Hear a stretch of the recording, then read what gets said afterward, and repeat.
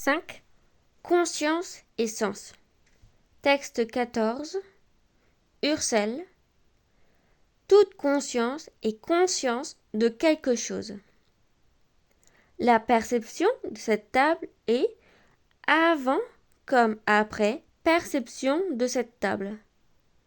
Ainsi, tout état de conscience en général est en lui-même conscience de quelque chose.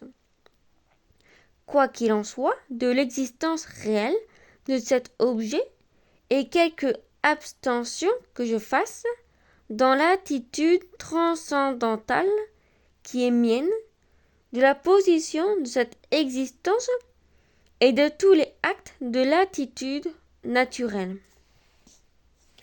Par conséquent, il faudra élargir le contenu de l'ego cogito transcendantal, lui ajouter un élément nouveau et dire que tout cogito ou encore tout état de conscience vise quelque chose et qu'il porte en lui-même en tant que visée, en tant qu'objet d'une intention, son cogitatum respectif. Chaque cogito, du reste, le fait à sa manière.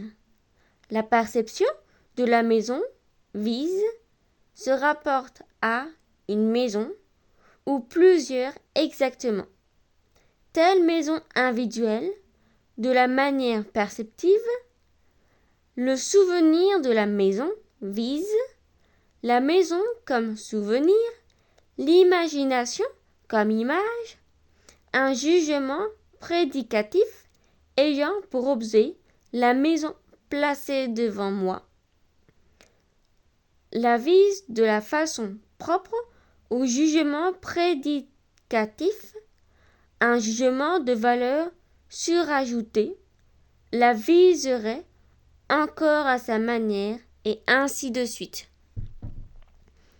Ces états de conscience sont aussi appelés états intentionnels. Le mot intentionnalité ne signifie rien d'autre que cette particularité foncière et générale qu'a la conscience d'être conscience de quelque chose, de porter en sa qualité de cogito, son cogitatum en elle-même.